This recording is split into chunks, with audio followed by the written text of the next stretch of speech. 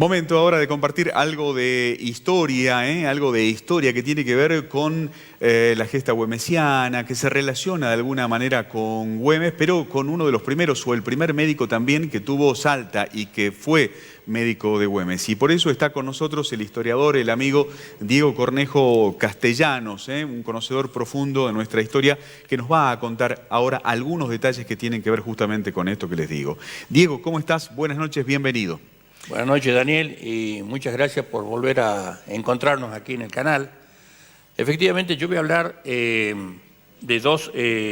una personalidad desconocida en Salta, que es la de mi antepasado, Antonio Castellanos Saravia, que le cupo atender al general Güemes en dos oportunidades. Sí. En sus mocedades, en su juventud, y también en su lecho de muerte. Pero espérame, ya vamos a llegar a ese punto, exacto, obviamente, pero tenemos tiempo hoy, así que vamos a ir un poquito más tranquilo, obviamente no tanto porque la historia es larga, es abundante en detalles y demás, pero vamos a comenzar por los inicios. Creo que por la localidad de San Lorenzo, donde esta persona tenía su residencia, exactamente. su casa. Esta foto, por ejemplo... la vamos a mostrar acá. Esa es la residencia de la familia Castellanos, que data de 1750 y pico, 1770, que permaneció en manos de mi familia hasta 1927. Ahí vivió el padre del doctor Antonio Castellanos, o sea, don Juan Bautista Castellanos, y vivieron, y también Juana Manuela Saravia. Después su hijo, Antonio, va a heredar, eran varios hijos, pero Antonio va a heredar la casa. Y después la hereda también sus hijos, pero en especial su nieto, Joaquín Castellanos, mi bisabuelo. Y en 1927, es decir, tuvo un periodo de la familia Castellanos que viaja a Europa. Sí. Y se radica en Suiza, en Lausanne. En ese interín, mi bisabuelo deja alquilada la propiedad a un dirigente radical. Justamente vos que estabas hablando hace rato de los radicales. Y bueno, y cuando a su regreso, pese a eso, lo llamativo es que él estuvo viviendo en la casa que tenía biblioteca. Yo tengo el inventario de la casa, una cosa increíble, digamos, las cosas que tenía para esa época. Y en el inventario figuran también varios estatuillas y después imágenes, porque era una de las pocas casas de la zona que tenía su propio oratorio. Decime, esta casa estaba en Castellanos. Sí, esta casa se ubica puntualmente, para que la gente que conoce San Lorenzo, se ubica digamos, dando la curva rumbo a Vaqueros. No en la primera, esa que se cree que siempre fue de los castellanos, fue de los castellanos, sí, pero no es la casa primitiva, sino que es un poco más el terreno que sigue, que en este momento es una señora... viniendo de San Lorenzo, exacto, hacia vos das la Castellanos, curva hacia Vaqueros. Bien, claro. Bien, tomás la curva hacia Vaqueros. Todo eso se llamaba la estancia San Lorenzo, en ese momento.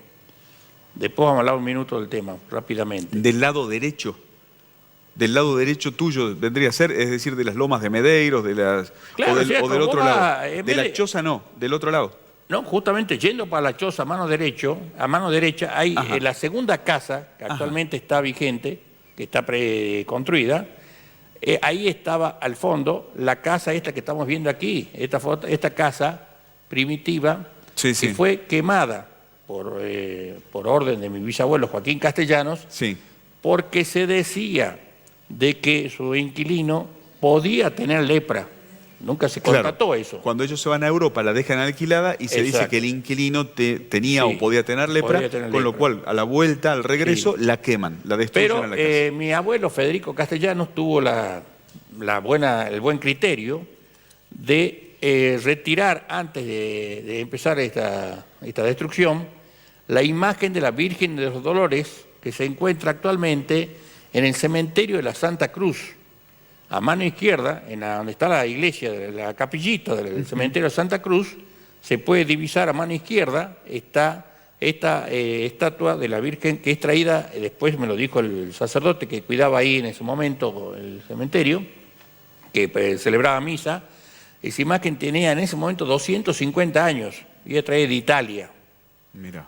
Así que bueno, tiene toda una historia. Bueno, entonces, esta persona tenía su residencia, decíamos, en la zona de San Lorenzo. Sí, es decir, la estancia San Lorenzo concretamente comprendía, para ser concretos, comprendía desde el fin de la finca Las Costas actualmente hasta el río Castellanos, inclusive, bueno, obviamente hasta el límite del río Castellanos, y luego llegaba hasta la zona de Vaqueros, incluido Vaqueros, que pertenecía a un señor Vaqueros con B larga, creo que en algún momento te lo dije a vos también, que ahora se firma Vaqueros, se denomina la localidad. Ajá. Era un señor apellido Vaqueros con B larga. Con B larga, ese es el propietario original. No tiene nada que ver con las vacas. No, es era con un un español apellido. que apareció así, como Bien. Castañares también se Claro, llama el señor yo Castañares. pensaba en algún momento que Vaqueros obedecía a la presencia de gente que se dedicaba a la era un cría de apellido vacas. español. Pero nada que ver. Bueno, nada que ver. Estamos hablando de Antonio Castellanos Saravia, que naciera en 1782. Sí. Y que llega a cursar- Buenos Aires para cursar estudios de medicina. Sí, y en ese momento existía lo que se denominó el protomedicato.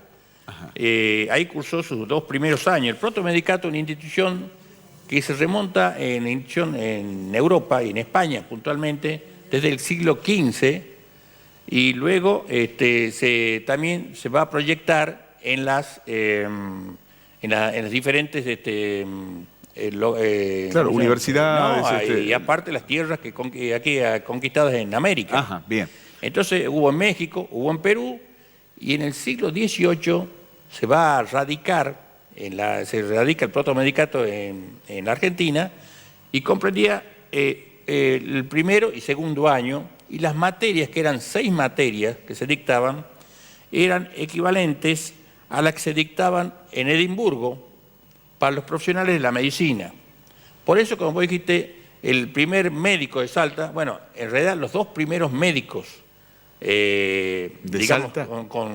con diploma. diploma certificado por facultad, eran el doctor Joseph Reed, que ya vamos a hablar de él, que era irlandés, que aparece un poco después, y casi simultáneamente, digamos, y Antonio Castellanos Saravia. Yo quiero hablar un poco ahora de Antonio Castellanos Saravia. Perfecto, que yo lo conocía como Joseph Reedhead, ¿no? Bueno, sí, se dice Pero Reed, posiblemente vos lo sí. pronuncies No, mejor. No, eso lo dejemos a criterio de cada uno. Porque... Exactamente, pero para que la gente lo vaya ubicando, Sí, porque... hay una placa aquí, justamente donde está el convento de las Carmelitas, antiguo Hospital San Andrés, que ya lo vamos a mencionar. Sí.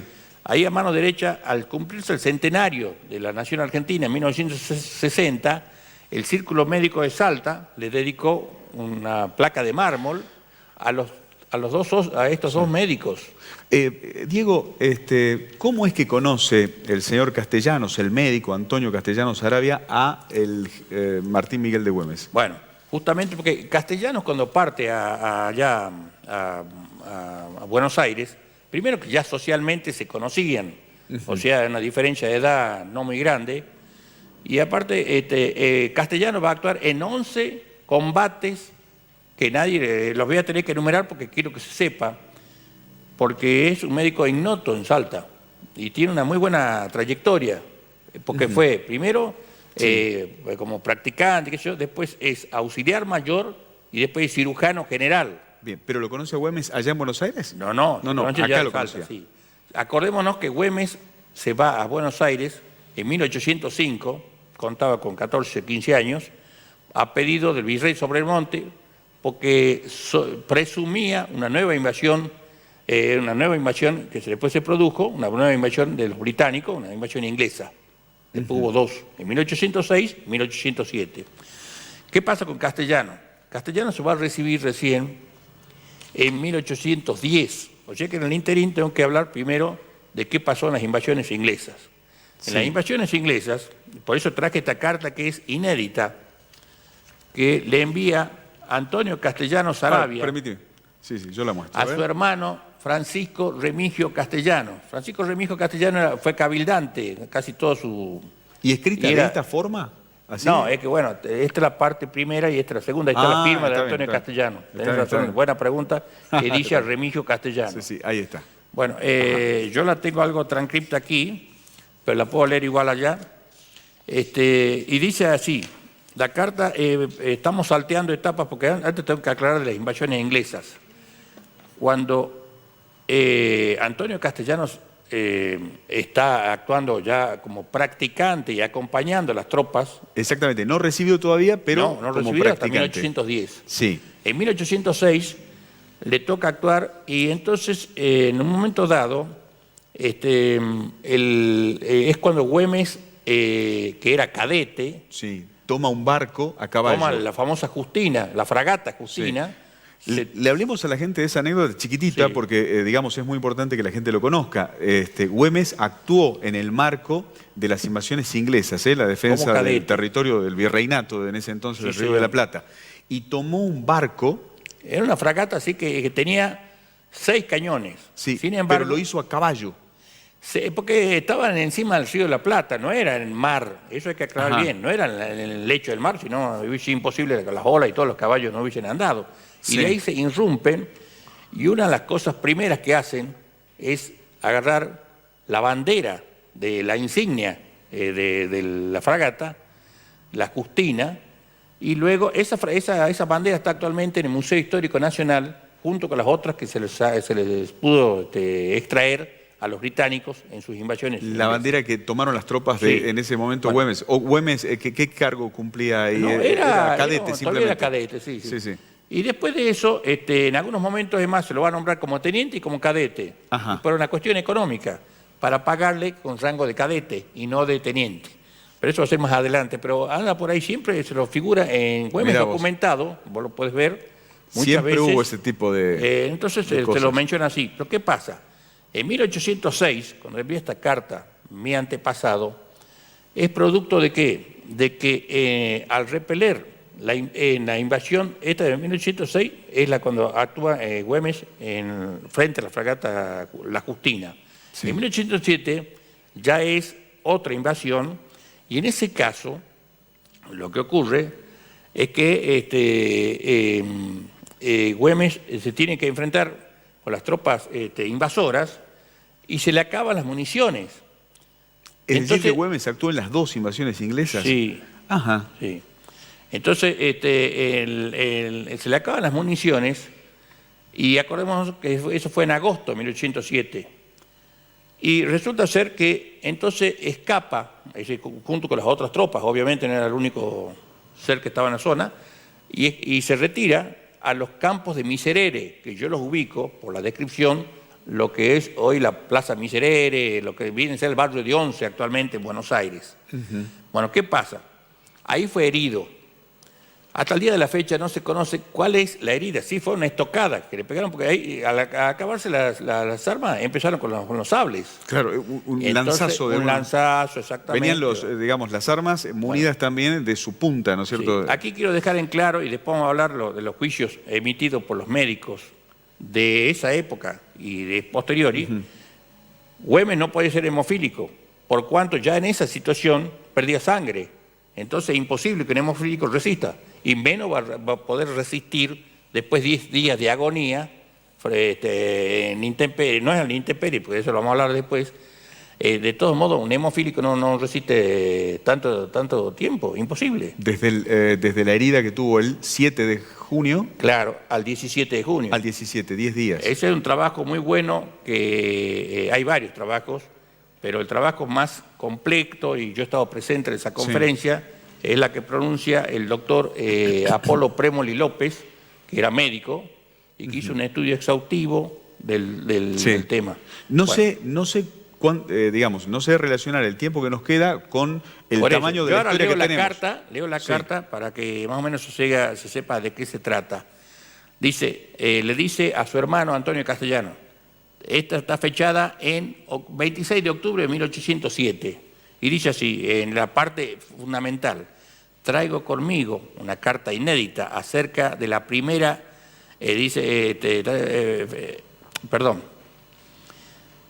la traigo conmigo, lo voy a leer aquí directamente. He traído a mi guarda, a Martín Güemes, a curarlo, y hacen 2 meses de una enfermedad peligrosa,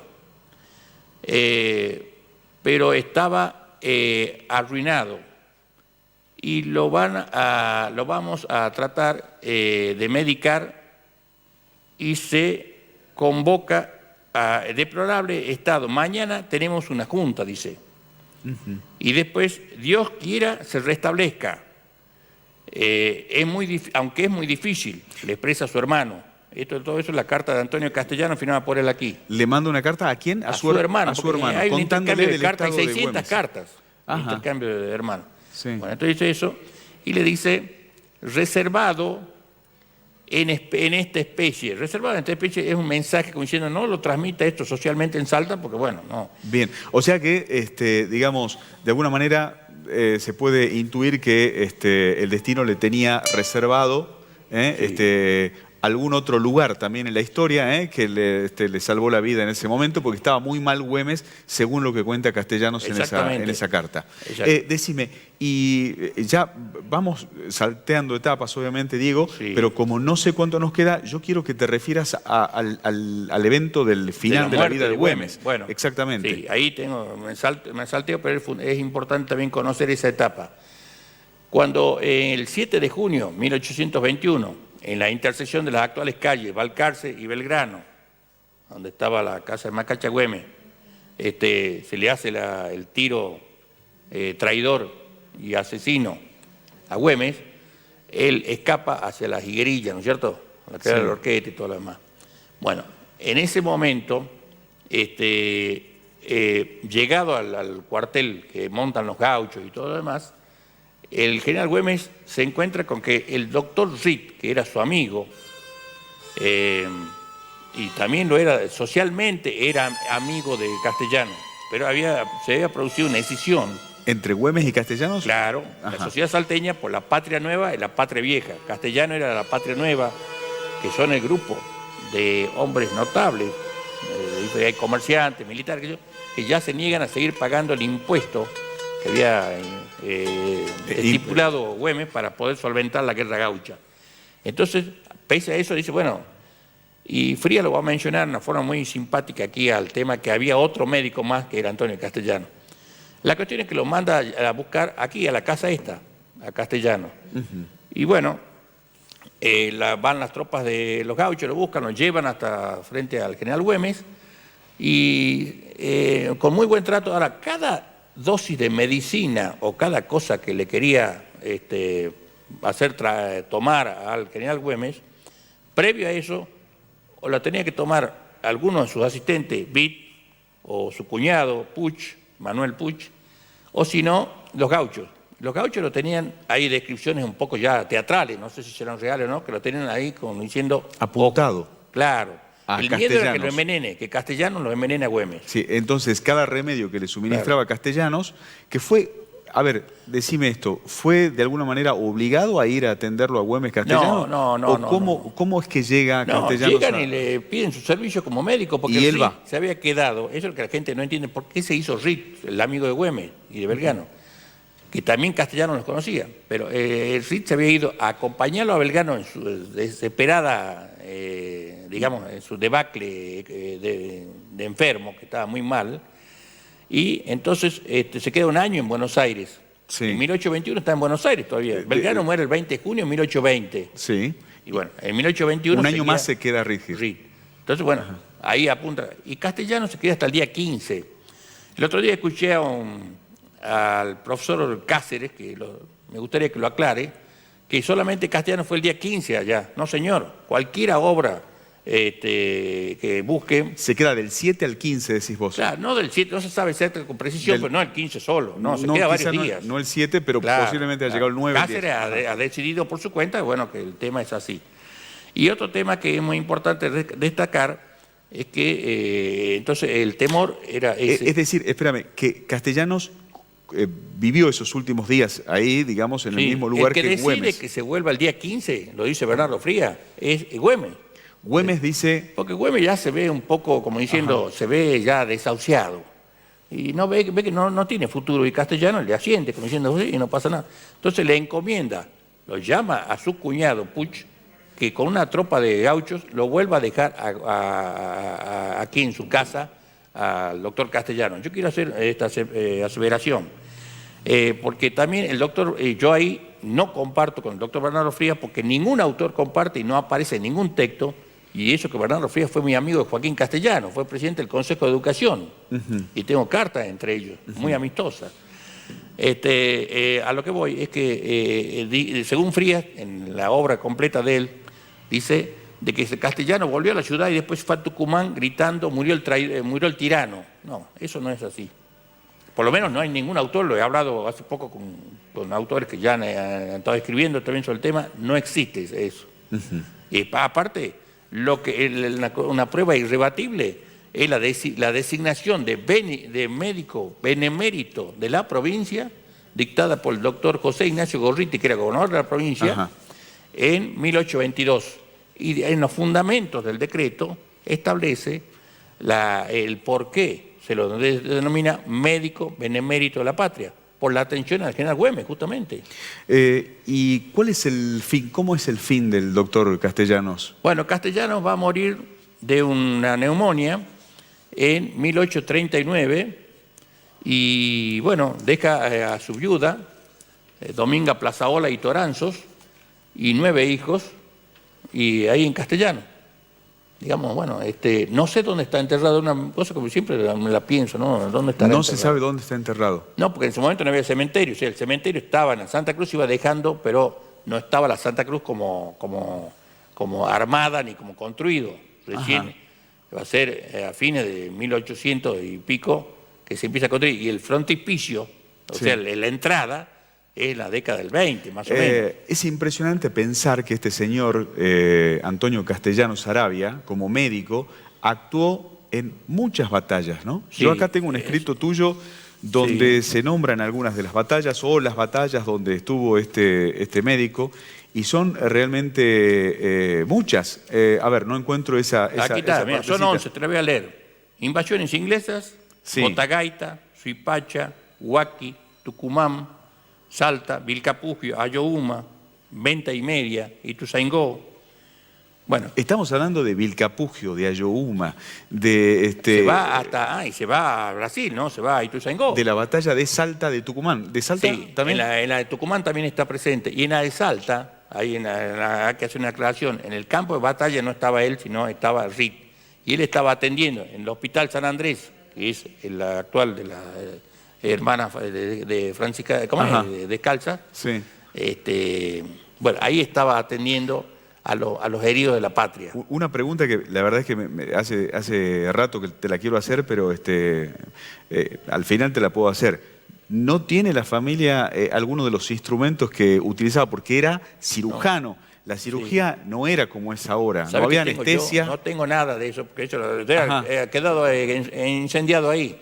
Lo que sí tengo es un listado de los libros que él leía, que son en francés, y lo tengo porque tenía, ahí está no lo traje, claro. La tengo hecha en foto. Pero decime si esta sospecha es equivocada o no. En esa época se operaba con martillo, serrucho, con digamos, instrumentos... No he indagado tanto, pero tiene que ser lo más rudimentario que había. Claro, y además no había anestesia todavía, no estamos se ponía éter, no sé qué se pondría en ese momento. El éter se usó en el siglo XX, no sé qué. Y además estar en tantas batallas, es impresionante, ¿no? La historia, cuando uno la piensa en términos personales, de las experiencias...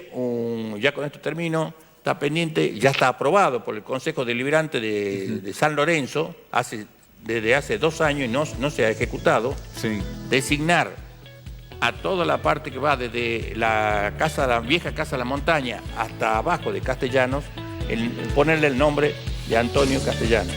Desgraciadamente no se ha cumplido. Bueno, veremos si se cumple entonces. Gracias, Diego. Muchísimas gracias por favor, por tu presencia en nuestro programa y por toda tu sapiencia traducida en estas historias que nos contás y que la verdad es que nos apasionan a todos. Bueno, muchísimas gracias a ustedes. Nos encontramos el próximo miércoles en una semana aquí en Ya Van a Ver. Hasta entonces.